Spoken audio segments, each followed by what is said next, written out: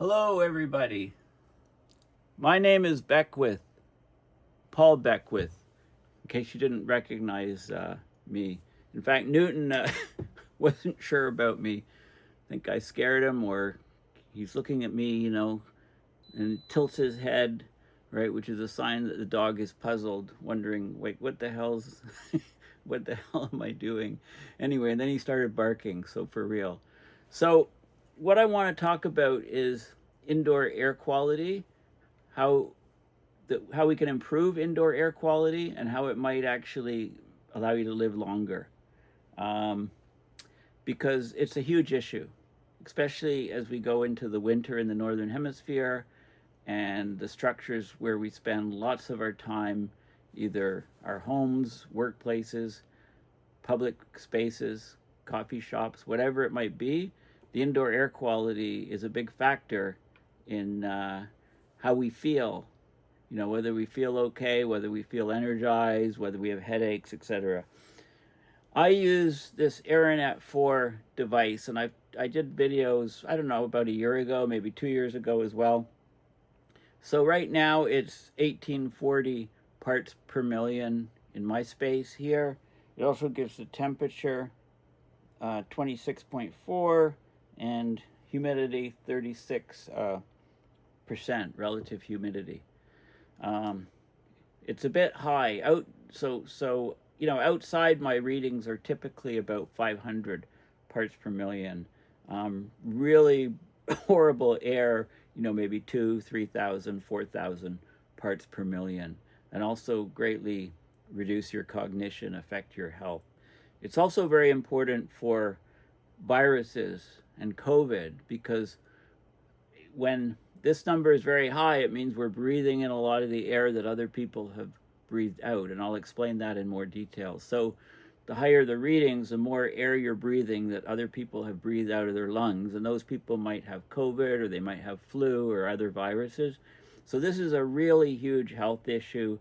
And then also another huge issue, which is not detected by this, is particulate matter. So PM 2.5 are the particulate matter, PM, that are 2.5 micron or smaller. They're small enough to go through into your body, through the airways, up into the alveoli of the lungs, where they can sit and they can cause all kinds of health problems. In fact, millions of people, maybe as high as 8 million people, die per year from that. A lot of that is outdoor air quality from unsafe air. So this is a very, very detailed video I'm going to talk about that can really have a huge positive health outcome on yourself. I mean, I talk about climate change, and if you're not exposed to a flood, or your place hasn't been, if you're not exposed directly, we're all experiencing abrupt climate change with extreme weather events and stuff. But if you haven't lost, being flooded out, or had a massive drought take out your farm, things like, if you haven't been directly impacted, where you kind of sit back and say, holy shit, climate change has affected me, this is something that does affect every one of us, and we spend a lot of time indoors. So anyway, let's get right into it. The best article I've ever read on this type of topic was just published by Jeff Masters, December 22nd, on Yale Climate Connections. Okay, now before I continue, I'm just going to crack open a window, and just a crack, all you need is a tiny crack, and I'll open up a second window, because cross ventilation is very, very highly effective. So hang on, just how come my window? Holy crap, what's going on here? It's stuck. Okay, there we go. Another crack. And yeah, let's talk all about indoor air quality and the sensors that you can have, and so on and so forth. Hey, so this was just published yesterday by Jeff Masters. Improving indoor air quality might save your life. All the links will be in the description. And there's lots of links. Cost-effective ways exist to improve your indoor air quality that will reduce your COVID and flu risk, lower your cancer and lung disease risk, eliminate headaches and sleepiness caused by poor ventilation of indoor spaces. So this is Jeff Masters, and he took indoor air quality measurements. Used this is the Aeronet 4, which I have, which I just showed you. Basically, this was at a supermarket. Good indoor, good quality, 552 parts per million. Not so great quality. During a coffee break, he was at the AGU, American Geophysical Union meeting in San Francisco in 2023. They just had it last week in New Orleans, the 2025 version. And poor air, 1767, while boarding an airplane. Okay, so, you know, if you might have been sitting in a church, listening to a lecture that, although the lecture is provocative, or the church service is, it could send you into a dozing dreamland, despite getting plenty of sleep the night before. Or maybe you fought to stay awake during a long car ride. Long car rides with a car full of people can be the worst. Windows not even cracked, CO2 level going very high, everybody getting drowsy. These experiences often have as their root cause a common factor: poor indoor air quality, caused by a buildup of CO2 because of poor ventilation. Right? Car spaces, the volume inside a car is very small compared to a house, so the CO2 level can build up just in minutes in a car. Okay, I just want to show you, I just cracked the window a few minutes ago, and we're already down to 1060, the CO2 level. Okay, so that's a big improvement. I'll show you as we go on. Of course, if I speak right into this thing, I'm breathing out CO2 into it, the level will go up. So outside air has CO2 levels about 427 parts per million. But in closed spaces, indoors, much, much higher. Now, is CO2, now these underlined are all links, and I'll show you the links after I get through this full article. Otherwise, it'll take me forever, and I don't want a video that's forever because nobody will watch it. Eventually, you'll fade away. So as CO2 increases, our brain function suffers. School-age children are more vulnerable than adults. At CO2 levels over 1,000 ppm, common effects include sleepiness, reduced productivity, and significant declines in cognition and the ability to perform complex cognitive tasks. So there was one study, adults were subjected to CO2 at 1,000 ppm, and they had a 15% drop in their test scores. When it was 2,500 ppm, there was a 44% drop in test scores. So, you know, you just get higher CO2. The higher the CO2 is, the dumber you get. Okay, that's a very bad feedback as CO2 levels greatly increase outside. CO2 levels above 2,000 ppm, we often see headaches, fatigue, poor concentration, increased heart rate, and nausea, right? It's very important to keep levels of CO2 in indoor air low through improved ventilation. Okay, I started carrying around my portable CO2 monitor just in the last week or so. Just haven't had it out for a while. He carries one around to test indoor air quality. It's shocking to see how many buildings have CO2 levels far in excess of the recommended 500 to 800 part per ppm level. So I think what I should probably do early in the new year is go around all of the business establishments around Ottawa, all the different coffee shops, all the different businesses, and just after being in there 5-10 minutes, record the CO2 level, take a photograph, and then write an article for my local paper. Anyway, Jeff measured CO2 levels of 2,000 to 3,000 ppm in many places. I've already done that sort of casually, including restaurants, doctor's office, meeting rooms, churches, airplanes. Climate change is likely to drive people to spend more time indoors to escape the increasing heat in summers and wildfire smoke. So good indoor air quality is essential. And there's a link here to David Roberts, who David Roberts posted this on Twitter about asking questions about indoor air quality. What are the pollutants? What tech can keep them out? What policies do we need? Okay, so how do we, so it's a doctor, from CO2 monitors to better building codes. This doctor outlines how to clean up the spaces where we spend 90% of our lives is indoors, indoor environments. There's no federal regulation regarding the maximum CO2 level allowed in buildings. The only U.S. requirement for building ventilation is that 80% of building occupants do not complain about odor. There you go. Very lax. CO2 is both invisible and odorless. Okay, CO2, quick CO2 update. Cross ventilation's working, down to 879 parts per million. Two windows just open a crack for cross breeze.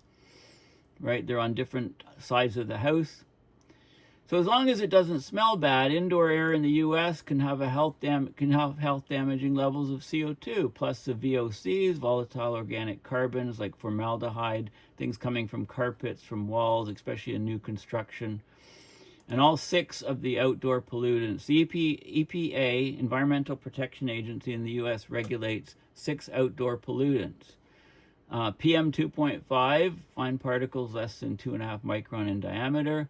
So the 6 outdoor pollutants are PM 2.5, ozone, carbon monoxide, nitrogen dioxide, NO2, sulfur dioxide, SO2, and lead.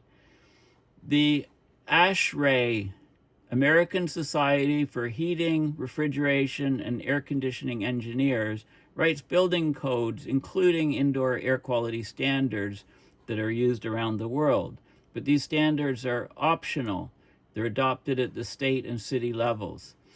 Unfortunately for air quality, during the 1970s energy crisis, many buildings were designed to be more airtight with less outdoor air ventilation in order to improve energy efficiency. The result was an increase in sick building syndrome, right? You've probably heard of that. A situation in which building occupants feel unwell because of poorly ventilated buildings with high CO2. Meanwhile, we know that most respiratory pathogens that we get from the air, from breathing, such as COVID and influenza, flu, they're airborne, okay, pathogens. They spread more easily when there's poor ventilation. So CO2 is used as a marker for the portion of air in a space that's exhaled from somebody else's lungs. So if the CO2 level is 800 ppm where you are, about 1% of the air that you're breathing in comes from somebody else's breath. Think about that. Your COVID risk rises dramatically. When the CO2 level is 2000 ppm, the percentage of air that you're breathing in from some other people's breathing out is 4%, right? These are the science. This is what the science is telling us. You know, when you're in a space and the CO2 is very high, well, yeah, somebody else may as well just breathe right into your mouth, right? High percentages. At that level, 4%, it's pretty likely that if anyone in a crowded indoor space has a respiratory illness, a flu, COVID, etc., it's going to spread to multiple people in that space. We went through all this with COVID. There's been an increasing push in recent years to improve indoor air quality, so people spend over 90% of their time indoors. There's relatively cost-effective ways to improve indoor air quality that have a huge return on investment. So in September of this year, there's a global pledge. The UN, United Nations, had a global pledge for healthy indoor air, and they formed a commission called the Global Commission on Healthy Indoor Air. And this was the first international declaration that clean indoor air is a fundamental human right. In the US, they have the Clean Indoor Air Initiative led by Brown University, and that says that cleaner indoor air could cut respiratory diseases by 80%, reduce student absences by 13%, boost workplace productivity by 11%, and provide a $23 billion annual benefit to the U.S. economy. There could be a 35% decrease in sick leave if we just care about indoor air from this study.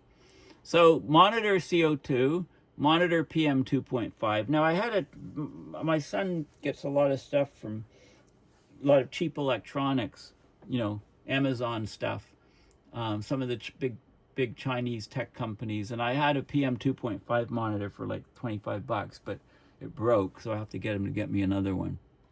I'm not sure how accurate it is. Anyway, I'll give you links to good detectors here, which are in this article. So it's a good idea to invest in a portable CO2 monitor to judge your indoor air quality. Boston Public Schools monitor every classroom for CO2, carbon monoxide, and PM 2.5. There's many commercially available detectors available. One of the ones most widely used by indoor air quality professionals is the Aeronet 4, which I bought at Canadian Tire. You probably at Costco, other numerous places you can just search.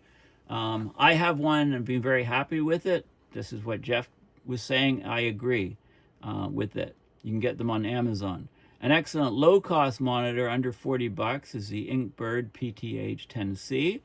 All the links are in the description to the video. Jeff's wife built a cheap homemade CO2 sensor for $30 using something called Arduino technology, plugged into a USB battery carried around. And there's an app called Sensorion My Ambience showing graphs of data. IKEA is now selling in Sweden. Its Alpstuga Air Quality Center measures CO2, PM 2.5, temperature, and humidity for $32. Not available in North America yet. So so Jeff Masters has tweeted out great overview of CO2 monitoring. And how high CO2 is associated with COVID spread, causes sleepiness, headaches, fatigue, lower test scores, 15% drop in test scores at 1,000 ppm, 44% at 2,500 ppm. And, it's many of the public spaces we commonly meet in are 2,000 to 3,000 or even higher. Okay, so he tweeted this out recently. It's also important to monitor and reduce your indoor PM 2.5 levels.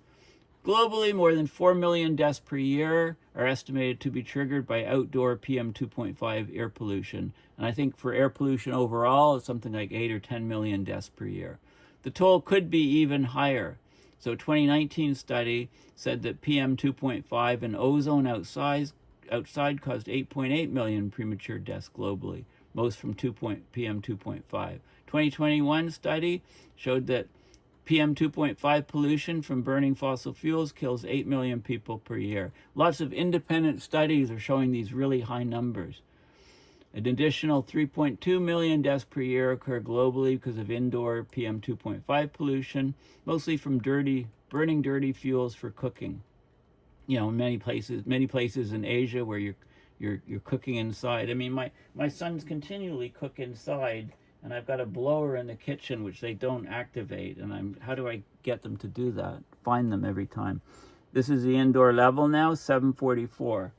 Okay, 744. Just cracking a couple windows has a huge impact. A premature air pollution related death typically occurs about 12 years earlier than it otherwise might have. There you go. According to a 2018 study done by Health Effects Institute, PM 2.5 in the U.S. contributes to about 87,000 premature deaths per year.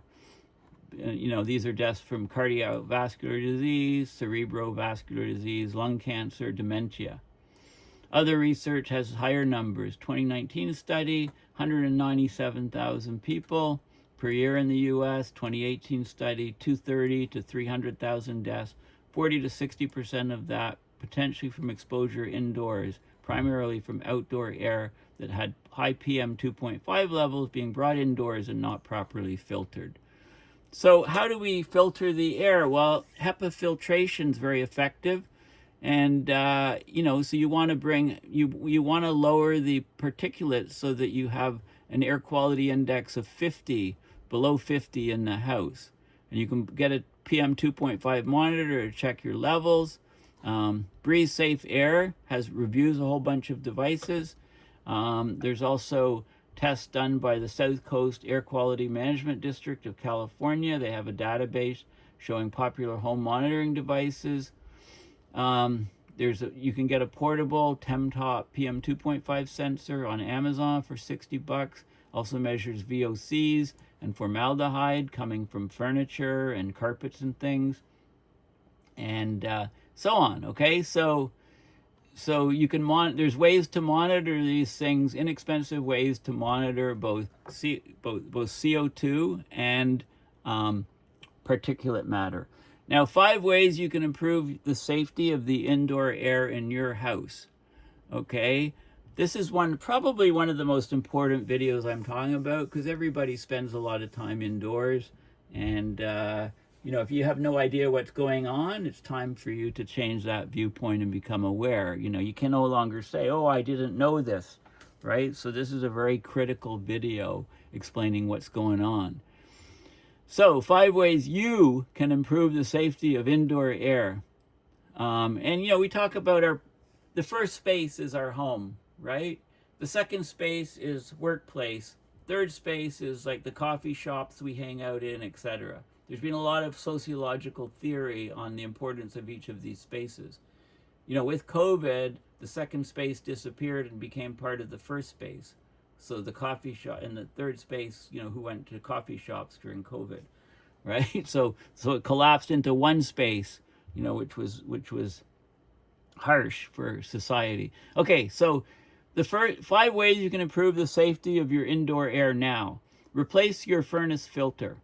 Furnace filters remove small particles, including viruses, but will not reduce your CO2 levels. So check with your HVAC maintenance person, make sure furnace filters in all buildings are changed regularly. Go down, have a look at your blower. Where I'm on a boiler system, so it's a bit different, the heat.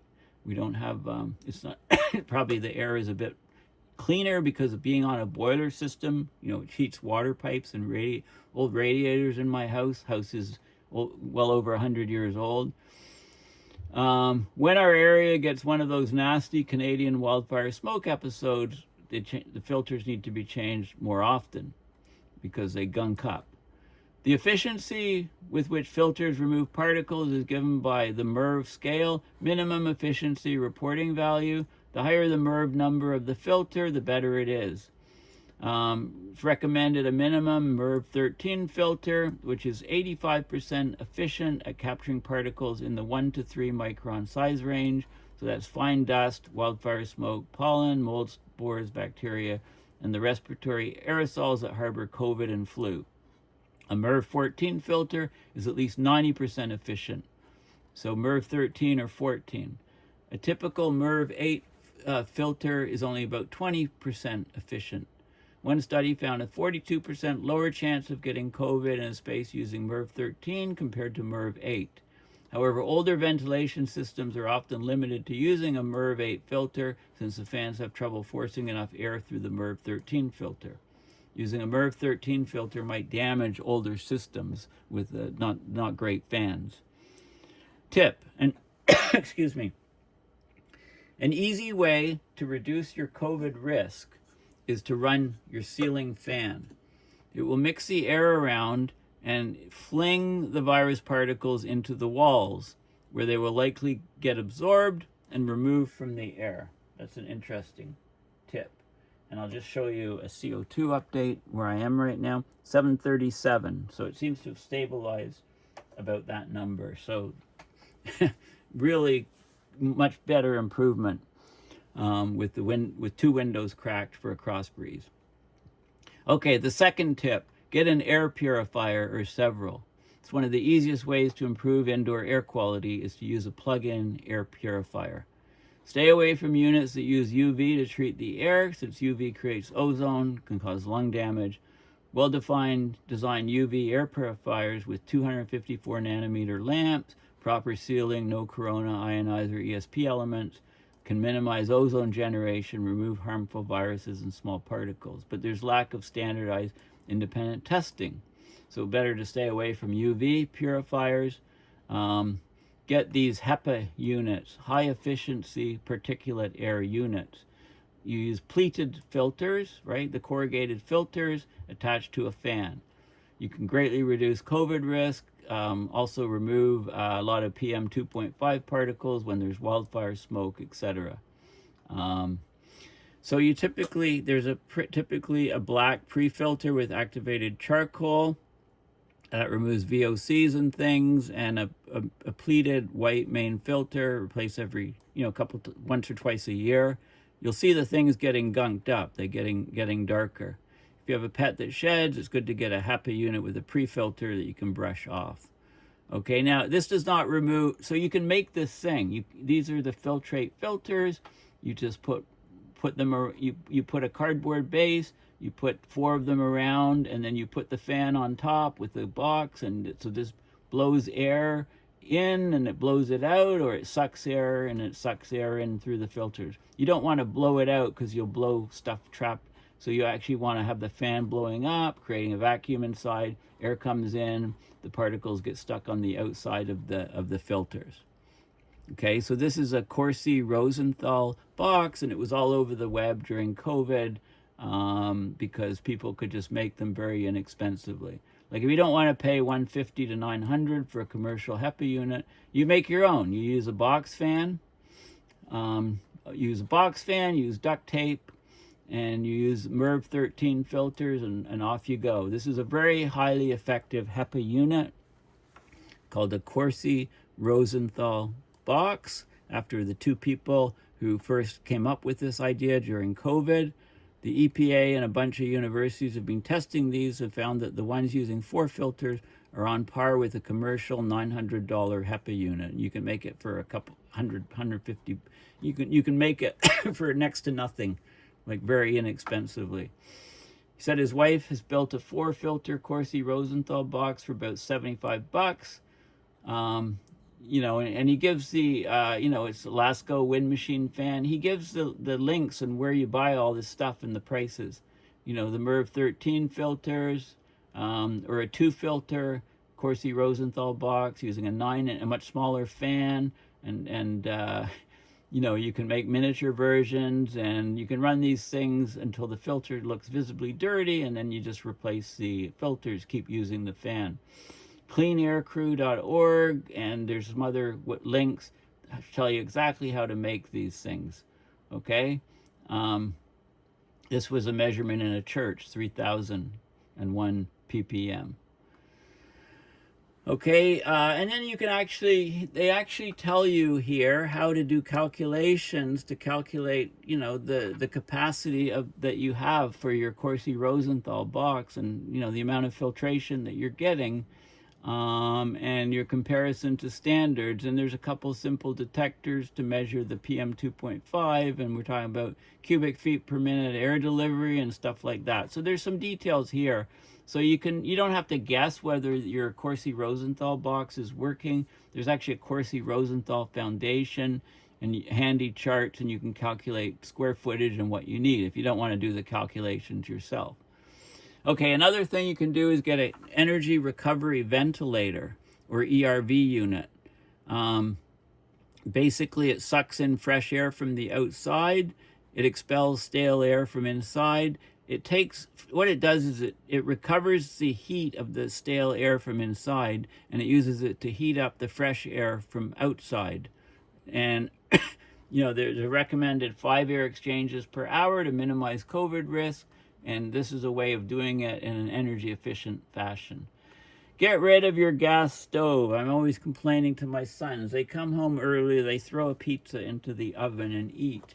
Why don't they wait until 6 when the rest of the family eats? I don't know. But anyway, they run this gas stove, and they always forget to put the blower on. I can smell the whole house.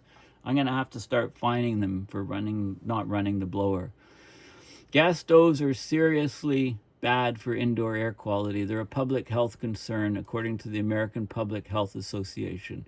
The American Medical Association, AMA, warns that cooking with a gas stove increases the risk of childhood asthma. Just think, you cook with an indoor stove, you might be giving your kids asthma.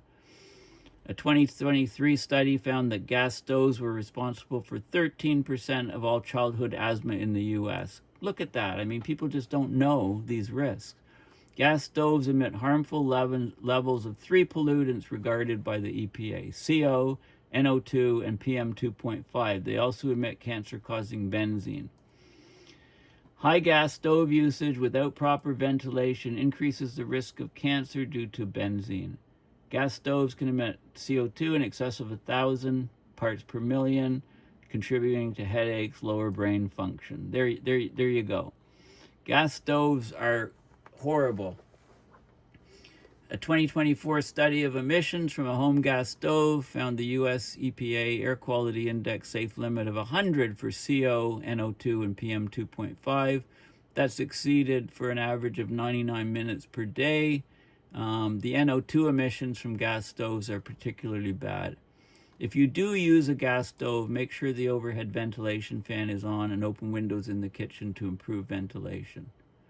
Okay, they talk about, have an induction stove perhaps, for burn, so there's other options to having gas stoves, but gas stoves play an outsized role in exposure to harmful pollutants. Okay, wear an N95 mask and test for COVID. Okay, since Biden declared the COVID pandemic over in September 2022, the U.S. has seen several 100,000 COVID deaths. His father was one of them, so this has a very personal connection, this article for him. The long-term costs of COVID are going to be astronomical when you tally up the deaths, healthcare costs of long COVID, unknown health costs. The casual way we treat COVID in our society is bananas, on par with how we treat the climate crisis. Okay, so this is another thing. Jeff Masters continues to take the COVID threat seriously. Since the beginning of the pandemic, has unashamedly worn a well-fitting N95 mask in indoor gatherings. Okay, so he's gone that route. And he talks about the masks and so on, the best types of masks that are, comfort-wise and so on. 3M, V-Flex, 9105, 42-pack of 50 for 50, Korean one. And, he's very concerned about COVID. Some of my friends are equally concerned as he is. He talks about super spreader events and so on. So, it's still with us. Flu virus is still with us. Anyway, so there's other air quality resources. Wildfire smoke is a problem. Other gas stoves, huge problem. Okay, so anyway, the point of the matter is, improving indoor air quality could save your life, basically. That's right in the title. Now, I'm providing all kinds of links. So CO2 charts. These links are all in the description.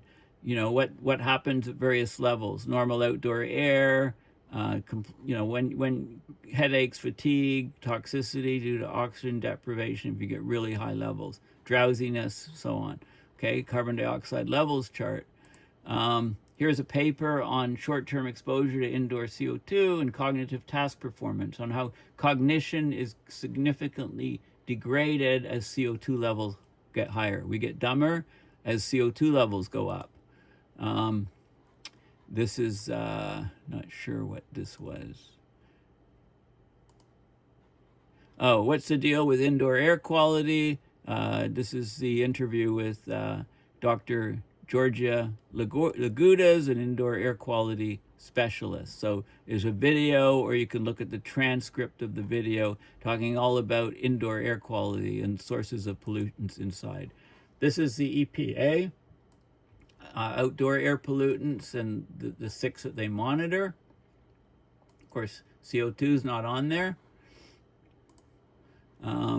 This is the National Library of Medicine, an article, a peer-reviewed paper about the sick building syndrome, all about the sick building syndrome.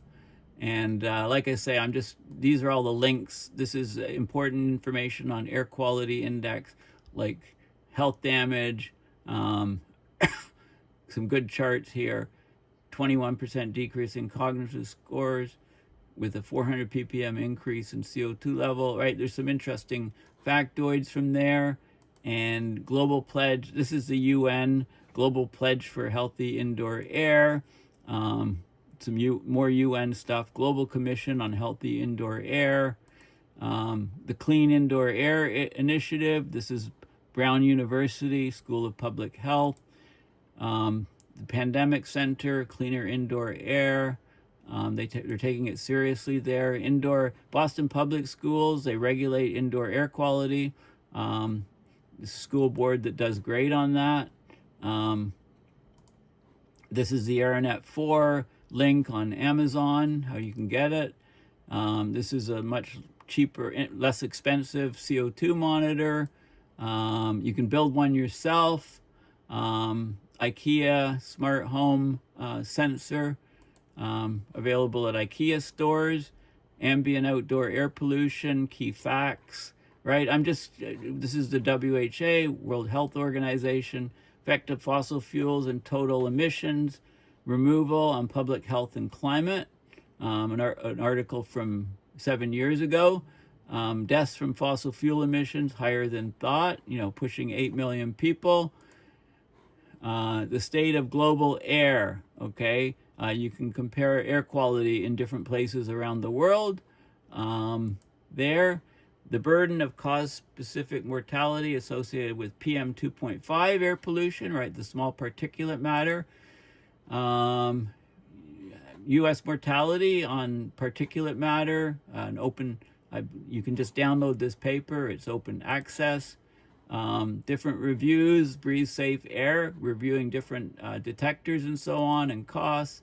More reviews of air quality sensor performance. This is a PM 2.5 monitor.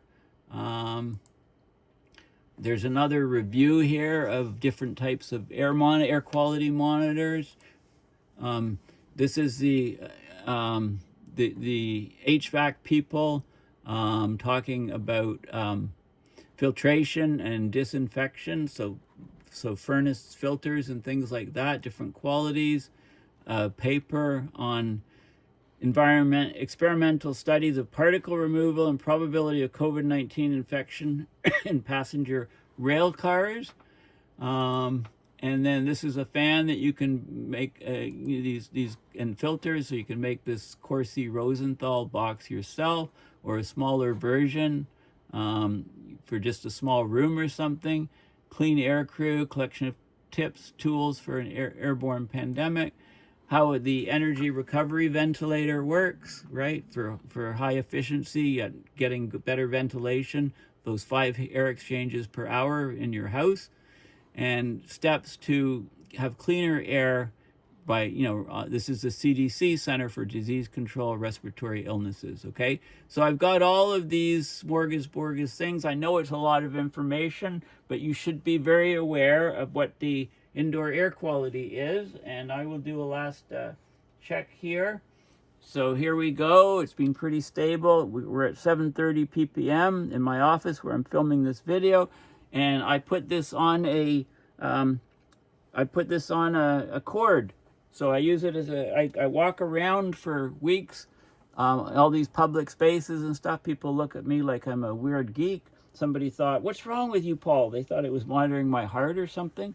I said, no, it's monitoring how healthy you'll be. It's monitoring how much you breathe out that I breathe in. So it's a good conversation piece, and it does raise awareness. So get one of these monitors and join me and walk around in public. And anyway, this is a crucial video. I'm really glad this article came up. It's weird because a couple of weeks ago I dug out. I keep the my CO2 monitor usually on my desk near where I do these videos in my office, yeah, I just started wearing it a couple of weeks ago. As the temperatures plummeted, and it's a real. And then this article came out, which is awesome. So anyway, thank you for listening, and please go to my website paulbeckwith.net to support my videos via PayPal, or you can use Patreon. And I also have a GoFundMe to support present and future climate education initiatives that I'm working on. I'm also writing scripts for Hollywood to try to raise awareness, and I'm trying to support Tom Riley with his short story writing and STEM teaching to young people. And I have lots of other. I've enrolled to take a stand-up comedy course in the new year. I think it starts maybe the end of January, and I'm also enrolled in a landscape artist course. So I'm trying to do all of these different initiatives. If I do end up doing some landscape painting, climate change. I'll be painting tornadoes and hurricanes and stuff like that. Trees, forests that have been ravaged by derechos, stuff like that.